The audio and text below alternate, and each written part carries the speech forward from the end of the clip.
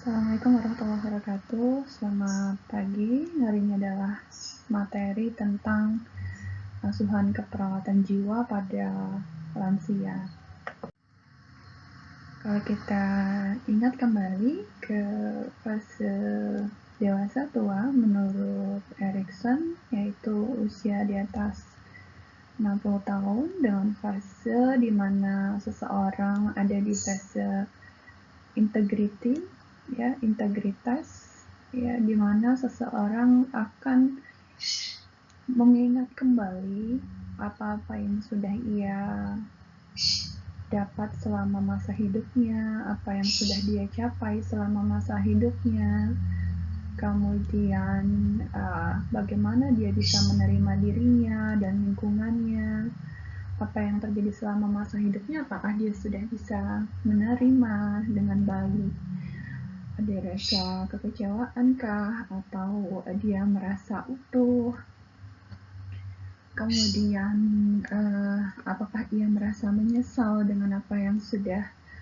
ia jalani selama hidupnya, kemudian apakah dia sudah bisa merasakan kedamaian, kemudian apakah dia merasa berhasil, kemudian sudah sukses, dan ia menjadi seorang yang bijak dan bisa menerima perubahan-perubahan yang sudah terjadi dalam hidupnya.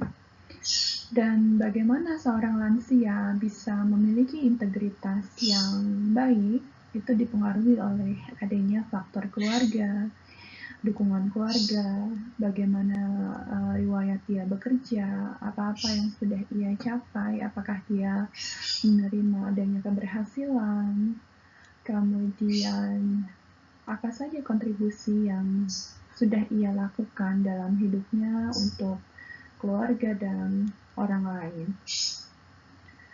Namun, ketika lansia tidak memiliki integritas yang baik, ya, sebaliknya ia akan menjadi seseorang yang merasa putus asa dengan timbulnya gejala-gejala depresi, ada banyak rasa penyesalan, kekecewaan dalam hidupnya, merasa ia tidak mendapatkan apa yang ia inginkan, merasa tidak puas, ya, merasa aku belum dapat apa-apa dalam hidupku selama ini, hanya ada rasa kecewa. Sehingga ada cara yang bisa dilakukan untuk membantu menguatkan lansia untuk memiliki integritas yang baik. Ya, karena lansia ini kan usia ini kan tidak bisa diulang, ya.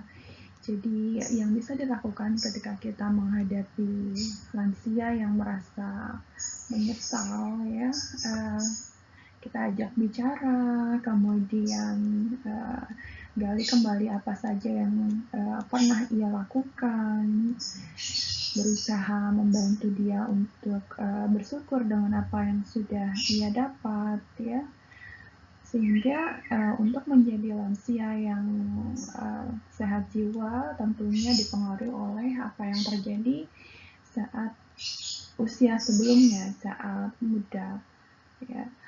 Sehingga pada usia-usia sebelumnya, ketika kita menghadapi usia dewasa awal, dewasa menengah, gitu ya, kita fokuskan, tingkatkan bagaimana seseorang bisa menguatkan integritas dirinya, memiliki hubungan yang berkualitas dengan orang lain, kemudian bisa mereframe cara berpikir, ya, bahwa hidup ini akan selalu berubah, gitu ya, dan dia harus bisa mencoba mengatasi atau menghadapi adanya perubahan.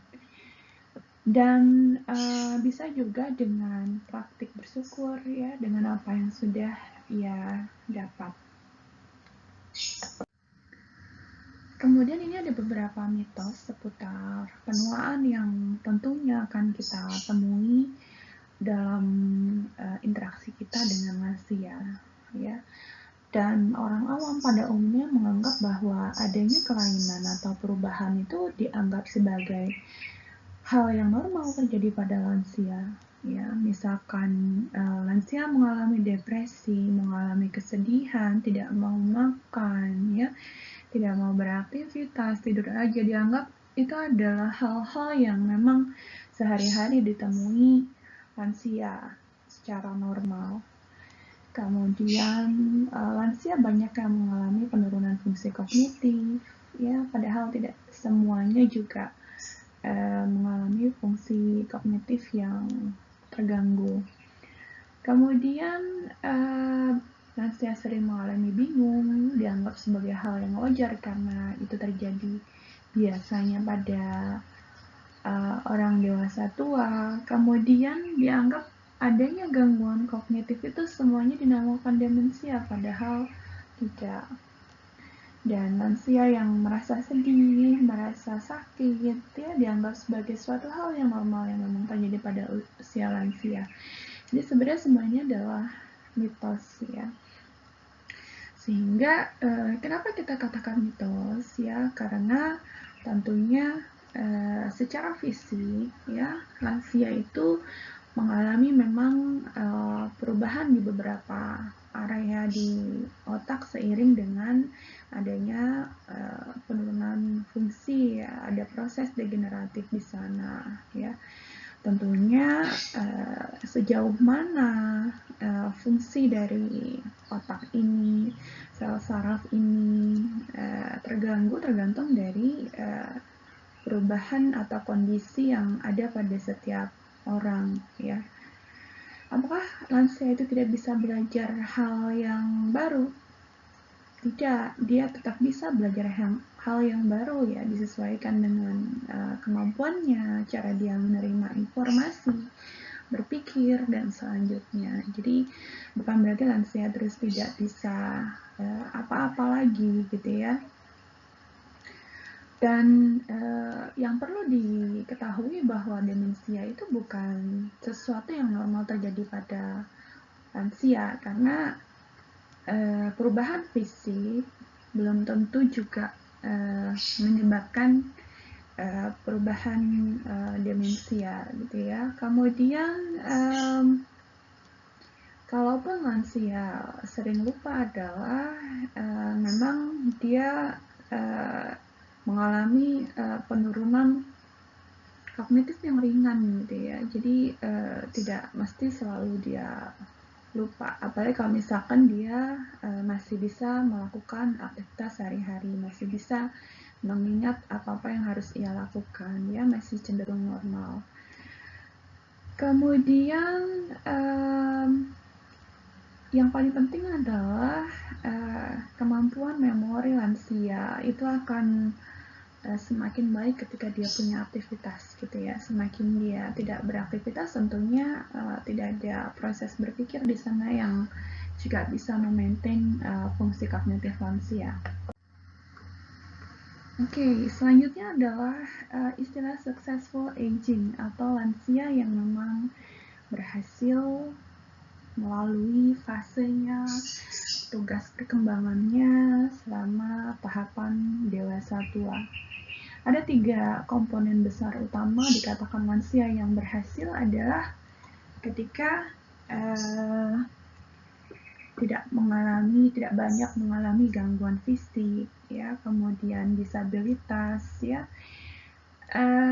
kemudian tidak banyak gangguan kognitif yang berarti dan bisa tetap melakukan atau menikmati kehidupannya sehari-hari. Ini dinamakan lansia yang berhasil melalui tahapannya. Namun yang menjadi tantangan bagi tenaga kesehatan sehari-hari adalah ketika seringnya kita temui lansia punya keluhan lebih banyak pada penyakit fisik daripada sebenarnya dibalik dari masalah fisik itu sebenarnya ada masalah kesehatan jiwa yang banyak belum terkaji, karena kita lebih fokus kepada perubahan tanda-tanda vital, ya, atau gangguan motorik, padahal bisa jadi sebenarnya ada masalah kesehatan jiwa yang perlu kita kaji lebih dalam, gitu ya. Sehingga untuk melihat fase tumbuh kembang lansia, kita perlu melihat kembali bagaimana dia cara berpikir dia, cara belajar dia, bagaimana dia menjadi lansia yang tangguh menghadapi segala perubahan kehidupan gitu ya. Kemudian bagaimana dia bisa mengatasi rasa stresnya, kemudian apakah dia tetap bisa menggali hal-hal yang baru yang kemudian ia suka gitu ya, selama ia menjalani masa lansia. Mungkin ada yang punya hobi baru gitu ya. Itu dikatakan lansia yang memang berhasil ya melalui tahapan dewasa tuanya. Nah, sebenarnya kenapa kita perlu membahas masalah kesehatan jiwa pada lansia? Karena kualitas hidup lansia ini sebenarnya ada banyak faktor yang mempengaruhi gitu ya.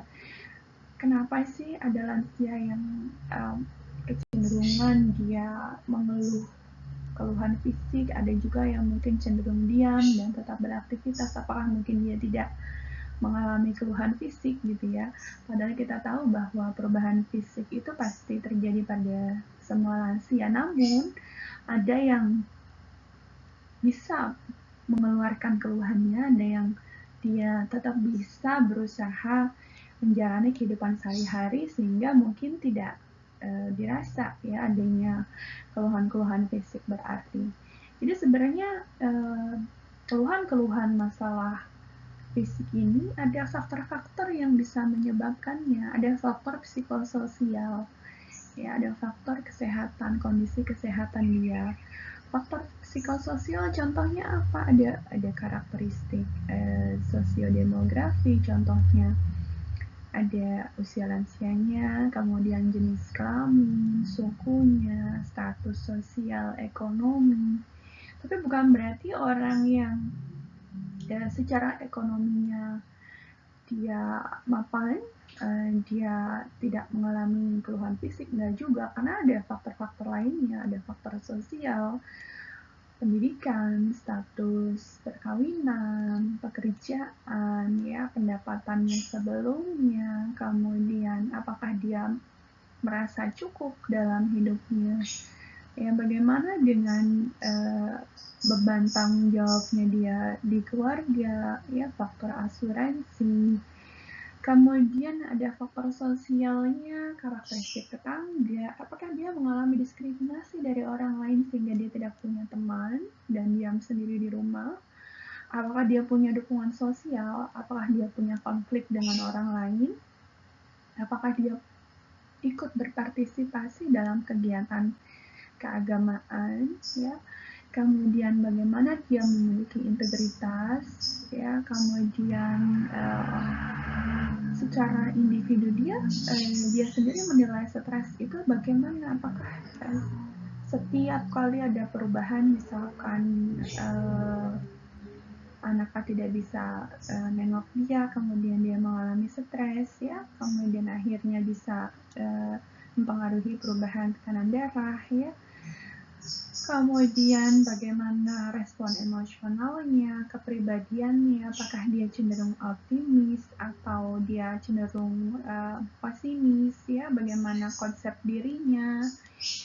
Dan hal ini semua yang ikut mempengaruhi perilaku sehatnya. Ada yang mungkin kalau dia memang cenderung aktif gitu ya, senang berteman, ya perilaku sehatnya mungkin dia akan mau beraktivitas di luar rumah, olahraga di luar rumah, kemudian cenderung memanfaatkan waktu dengan pola hidup yang sehat, ya mengurangi penggunaan obat-obatan. Kemudian tentunya itu semua akhirnya mempengaruhi bagaimana fungsi fisik dia, ya. Jadi orang yang lansia yang sehat itu dipengaruhi oleh berbagai faktor ini. Jadi tidak serta-merta lansia itu akan semuanya sehat, tapi ada banyak faktor yang mempengaruhi bagaimana dia bisa maintain status kesehatannya, kualitas hidupnya, gitu ya. Nah, pada umumnya lansia ada masalah terbesar adalah penurunan fungsi kognitif, gangguan 3D, demensia, delirium, dan depresi. Dan ini semua saling mengalami keterkaitan ya, karena juga ada perubahan faktor aging, faktor inflamasi, ya, faktor ada penyakit kronis, gangguan fungsional, dan ini yang gangguan fisik ini bisa jadi ikut mempengaruhi munculnya gejala-gejala depresi karena perubahan-perubahan fisik yang mungkin tidak pernah dialami sebelumnya oleh lansia, sehingga dia mungkin merasakan ada perubahan yang tidak dia inginkan dan dia merasa berbeda dari orang lain. Nah, sebenarnya bedanya antara lansia yang normal ya sama yang demensia apa sih gitu ya. Kalau normalnya memang secara memori itu orang kadang-kadang dia lupa, sama dengan kita. Mungkin dia lupa naruh kunci di mana. Kita juga sering lupa naruh kunci di mana, naruh HP di mana gitu ya. Sedangkan kalau demensia, dia sulit untuk mengingat hal-hal yang memang sehari-hari dia familiar gitu ya, nama, kemudian tempat-tempat, rumah gitu ya, rumah teman, rumah saudara, atau mungkin kejadian-kejadian yang baru aja terjadi, kayak dia makan tadi pagi apa gitu ya.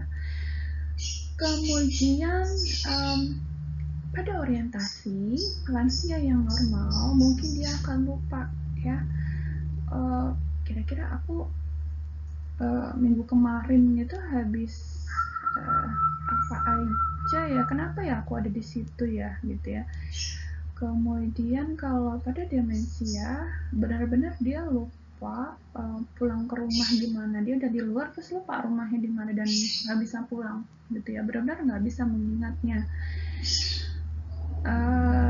Kemudian di saat lansia umumnya mungkin kalau dia lupa mungkin dia bisa kembali ke tempat sebelumnya ya untuk nginget ya, kayak kita umumnya ya kalau misalkan lupa kayak tadi mau ngapain gitu ya, bisa kembali ke sebelumnya ngapain. Tapi kalau demensia mungkin memang nggak bisa mengingat sama sekali gitu ya, bahkan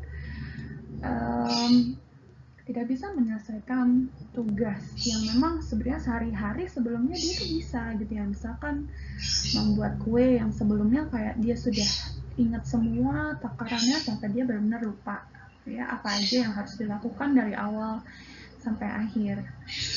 Kemudian secara ADL lansia mungkin yang normal yang pada umumnya mungkin kadang-kadang butuh bantuan ya, karena dia nggak paham misalkan dengan salah satu apa namanya alat atau gadget, atau misalkan menyalakan alat-alat elektronik gitu ya. Sedangkan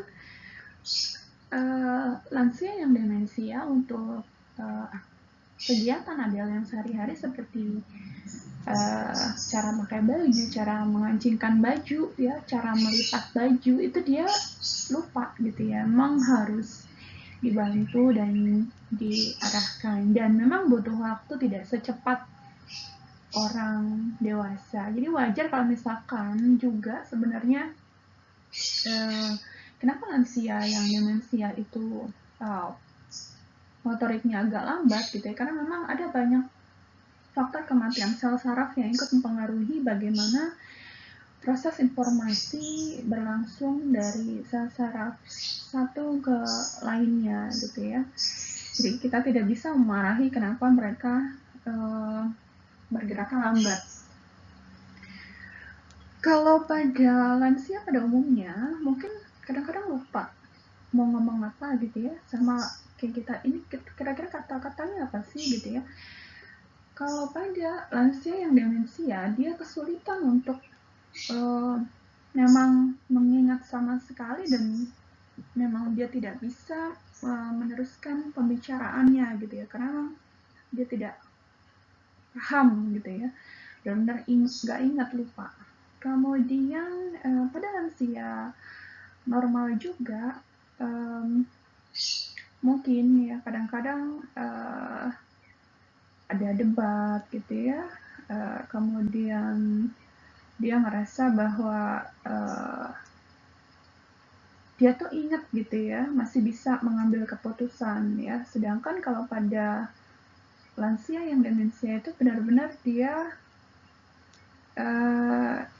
nggak ngerti kenapa harus ngelakuinnya gitu ya.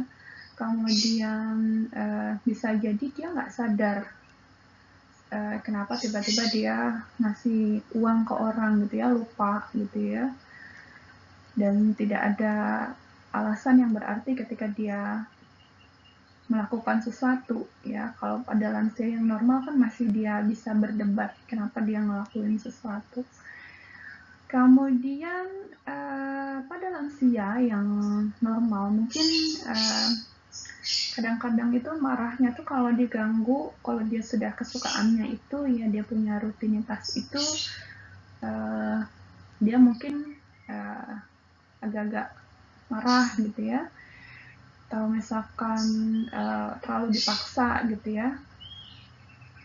Kemudian kalau pada lansia yang demensia ya memang dia gak mau gitu ya, sering menghindar, kemudian memang tidak tertarik untuk melakukannya ya, karena memang secara fungsi memori memang dia kesulitan untuk melakukan sesuatu, untuk mengambil keputusan gitu ya. Jadi lansia yang normal adalah yang memang seperti yang kita ketahui dan jalani ya, tidak ada banyak yang berarti selain memang perlu banyak stimulus ya. Beda halnya dengan demensia yang memang ada banyak perubahan fungsi sel saraf di sana. Nah, apakah demensia sama Alzheimer sama gitu ya? Demensia itu lebih kepada sindrom ya. Alzheimer adalah penyakit ya, memang banyak jenis demensia itu disebabkan oleh Alzheimer ya. Tapi memang jenis lainnya juga banyak, ada stroke, gangguan tiroid, gangguan vitamin, kurang vitamin tertentu ya, kemudian ada reaksi obat dan ada tumor otak. Sedangkan kalau penyebab Alzheimer sendiri belum tahu ya. Jadi ada banyak sekali hipotesis penelitian yang dibuat sebenarnya faktornya apa. Kemudian kalau pada demensia itu memang ada kerusakan permanen yang terjadi secara bertahap. Sedangkan pada penyakit Alzheimer ini bisa mulainya juga dari usia muda, usia 30 dan durasinya bisa lama ya, bisa sampai puluhan tahun, 20 tahun. Dan gejala demensia lebih kepada memori, fokus, perhatian, dan bagaimana dia memahami sesuatu. Sedangkan gangguan Alzheimer dia kesulitan untuk mengingat hal-hal yang baru dipelajarinya ya. Dan dia mengalami disorientasi dan perubahan perilaku. Jadi kalau kita lihat perbedaan antara Alzheimer dan demensia, memang pastinya seseorang dikatakan demensia ketika memang dia lupa untuk melakukan ADL-nya ya, beda dengan normal lansia normal ya, dia masih bisa melakukan ADL sehari-hari, cuma kadang-kadang memang lupa beberapa hal gitu ya. Jadi bedanya ini juga beda demensia dan Alzheimer.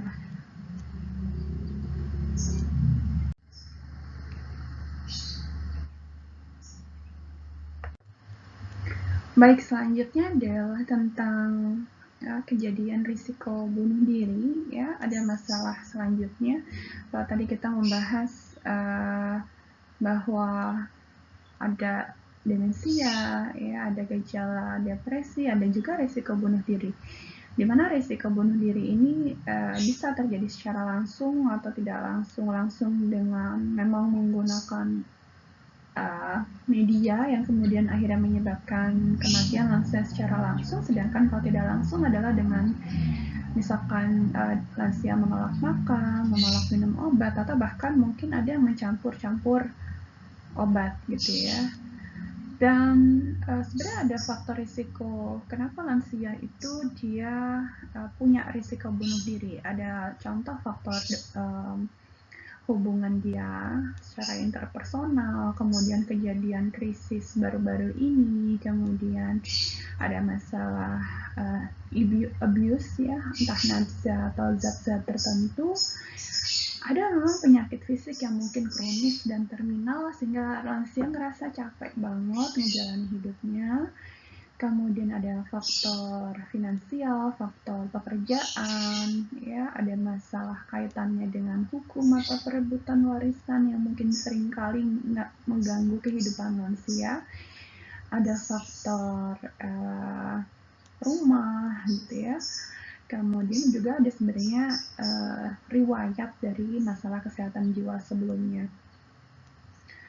Dan di sini juga ada gambar ya, di mana ada faktor sosial, psikologi, ya, faktor medis, faktor riwayat kesehatan jiwa sebelumnya, ya, ada faktor memang fisik. Dan ini semua saling berkorelasi, tidak hanya salah satu faktor saja. Oh, dia mungkin karena punya penyakit fisik sehingga dia ada gejala depresi, tapi bisa jadi mungkin ada kurang support system, kemudian memang sebelumnya dia punya masalah dengan pekerjaan, ada riwayat masalah penerimaan dan lain-lain ya. Jadi seseorang atau seorang lansia memiliki risiko bunuh diri ini memang ada banyak gejalanya, dan kita perlu melakukan pengkajian ya dengan hati-hati gitu ya.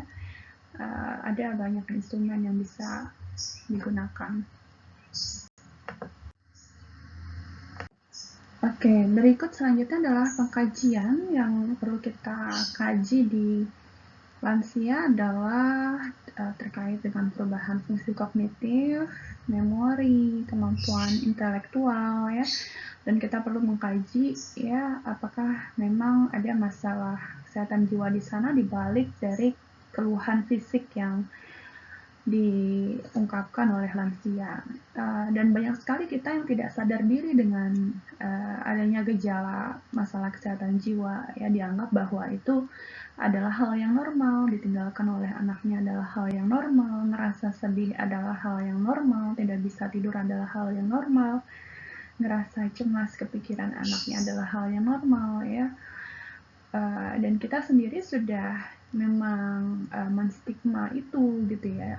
Kemudian kita nggak tahu kenapa orang nggak bisa tidur, lansia nggak bisa tidur kenapa. Bisa jadi mungkin dia memang ada rasa sedih yang perlu kita bantu supaya dia merasa lebih tenang dan bisa punya tidur yang enak gitu ya. Kemudian ada juga masalah lansia yang mungkin dia menggunakan banyak obat ya, dengan adanya banyak keluhan fisik ya. Dan itu sebenarnya kalau kita kaji keluhan fisik itu penyebabnya apa sih gitu ya, sehingga dia bisa punya tekanan darah tinggi dan selanjutnya.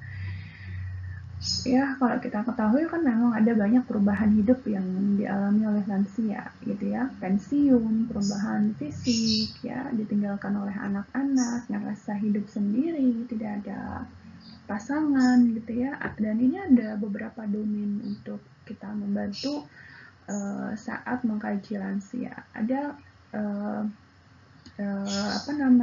premorbid waktu masa dia kecil ya, bagaimana masa kecilnya dulu, apakah punya kesulitan ketika belajar ya, kemudian masih ingat nggak dulu waktu sekolah gimana, kemudian bekerjanya apa ya, apakah pernah mengalami kegagalan sebelumnya. Kemudian untuk fungsi kognitif, apakah dia punya kesulitan untuk mengingat, ya, mengikuti arahan, mengikuti pembicaraan orang lain, apakah pernah tersesat, sulit nggak sih dia mengambil keputusan, kemudian pernah nggak dia sebelumnya punya masalah terkait dengan gangguan daya ingat, apakah ini terjadi tiba-tiba, kemudian apakah dia punya kesulitan dalam melakukan ADL seperti menyiapkan makanan, bersih-bersih, kemudian dia ada support nggak dari orang lain untuk melakukan ADL. Jadi ini semua bisa kita jadikan sebagai dasar saat mengkaji lansia. Jadi ada banyak sekali yang bisa kita kaji ya, sehingga sebenarnya kalau kita kaji seperti ini ada banyak clue-clue yang bisa kita pelajari bahwa ada salah satu masalah kesehatan jiwa yang perlu kita bantu. Kemudian ini juga bagian dari assessment-nya, kita perlu mengkaji mental statusnya, keluhan saat ini, apakah dia punya masalah status emosional, riwayat fisik, psikiatris sebelumnya, apa punya riwayat masalah keluarga, baik fisik dan psikiatri, riwayat pengobatan saat ini, riwayat abuse, riwayat gangguan perkembangan, riwayat pekerjaan, dan riwayat kehidupan sosial. Dan ini juga yang bisa kita kaji, ada risk assessment, ada pain assessment, ada assessment untuk spiritual. Bisa kita tanyakan bagaimana dia memandang hidupnya, apakah dia punya keyakinan atau agama tertentu, apa saja yang ia lakukan untuk membuat dia tetap semangat, apa dia punya kegiatan khusus ya, apakah dia pernah punya trauma atau kehilangan sebelumnya, gimana cara dia melalui rasa sedihnya, rasa traumanya. Dan kemudian kita bisa screening juga untuk fungsi kognitif dia, apakah dia juga punya masalah kesehatan jiwa, riwayat abuse, dan ada riwayat gangguan nafsu. Dan ini juga ada form screening yang bisa kita juga kaji dengan GDS, dengan assessment untuk confusion ya, apalagi kalau misalkan dia punya delirium, kemudian MMSA. Nah, MMSA ini juga bisa kita modifikasi sesuai dengan memang kehidupan sosial budaya kita, karena memang ini aslinya dari luar. Kemudian ada form geriatrik, Michigan Alcohol Screening Test, short form geriatric version, untuk mengkaji juga riwayat juga dengan alkohol kalau memang ada. Ini perbedaan juga yang bisa kita kaji antara delirium, demensia, depresi ya. Secara onset delirium ini bisa terjadinya secara akut, berjam-jam sampai berhari-hari, sedangkan demensia ini kan juga dia slow progresif, berbulan-bulan. Kalau depresi kita tahu bahwa dia terjadi ada gejala depresi selama 2 minggu berturut-turut ya, dengan gejala dia tidak nafsu makan, sulit tidur ya, merasa tidak ada minat untuk hidup lagi, dan lain-lain. Kemudian secara awareness, kesadarannya delirium ini fluktuasi, sedangkan demensia awarenessnya cenderung masih normal dan depresi juga masih normal. Sedangkan fokus perhatiannya pada delirium mengalami gangguan, demensia dan depresi biasanya normal. Dan ada gangguan orientasi pada demensia dan juga delirium. Kemudian halusinasi mungkin bisa terjadi pada delirium, sedangkan demensia dan depresi tidak. Gangguan memori bisa terjadi pada dua delirium demensia, sedangkan depresi tidak semua orang punya gejala itu. Kemudian bedanya lagi secara emosi, perubahan emosi pada gejala depresi ada cemas, ngerasa putus asa, tidak berguna gitu ya. Kemudian pada delirium bingung, ketakutan, apatis ya. Kalau pada demensia mungkin ada agitasi. Dan pada delirium berpikirnya dia mungkin tidak terstruktur. Kalau pada demensia ada gangguan abstraksi ya, sehingga kita perlu membuat hal-halnya lebih simpel, tugas-tugasnya lebih simpel, tidak perlu banyak mengingat. Sedangkan pada delirium dan demensia memang fungsi kognitifnya terganggu ya, kemudian secara pembicaraan pada delirium itu incoherent, demensia memang ada gangguan afasia di sana ya, sulit sekali untuk memahami atau mengekspresikan sesuatu yang ingin dia keluarkan, ungkapkan. Jadi ini bedanya antara delirium, demensia, dan depresi. Dan diagnosa keperawatan yang mungkin bisa kita tentukan ada gangguan proses pikir, respon afektif, apakah ada berduka, ketidakberdayaan, HDR situasional, respon somatik, ada mungkin juga gangguan pola tidur, gangguan nutrisi, respon stres, ada gangguan PTSD, risiko ketegangan peran caregiver, risiko mencederai diri, respon perilaku, apakah ada masalah isolasi sosial, DPD, dan gangguan perilaku lainnya, atau risiko bunuh diri baik langsung atau tidak langsung, ataupun mungkin dengan abuse. Dan ini adalah intervensi psikososial yang bisa kita berikan ya. Yang paling pertama adalah membina hubungan saling percaya dulu. Tentunya trust dengan lansia kan tidak mudah. Kita perlu ajak diskusi pelan-pelan, dekati pelan-pelan sampai lansia memang bisa menerima kita, sehingga kita tahu apa yang dirasakan oleh lansia secara lebih spesifik. Dan kita bantulah untuk meningkatkan harga dirinya dia. Dengan apa? Membantu dia untuk meningkatkan penampilannya, harga dirinya, ya. Memberitahu tentang apa saja yang sudah berhasil ia lakukan, kita kuatkan, kita berikan reinforcement positif, dan kita berikan kesempatan dia untuk sosialisasi dengan orang-orang yang dia suka, ya, dia sukanya yang mana, gitu ya. Kemudian fokus apa yang bisa dilakukan lansia saat ini, ya, sehingga dia tahu dan belajar untuk menghargai apa yang ia punya saat ini. Dan ini untuk penanganan jika terjadi agitasi, untuk mengubah perilakunya yang menjadi lebih baik, kita dengan meningkatkan lingkungan yang mungkin lebih nyaman untuk lansia dan dia juga merasa aman. Kemudian menstimulus fungsi kognitif ya, dengan kita memasang kalender ya yang harian yang mungkin bisa ia robek setiap pagi dan dia tahu hari ini tanggal berapa, hari apa. Kemudian bisa dengan terapi musik yang menenangkan untuk lansia yang dia suka. Kemudian kita berikan terapi cahaya ya, supaya ruangannya juga tidak gelap dan dia tidak terus-terusan tidur. Kita berikan aktivitas yang ringan yang dia suka dan tidak banyak energi ya.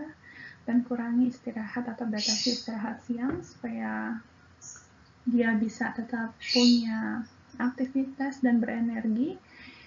Dan mungkin kalau misalkan ada obat-obatan pun kita kaji lagi keluhannya apa dan apakah ada kebutuhan untuk obat-obatan antipsikotik atau antidepresan atau anti ansietas.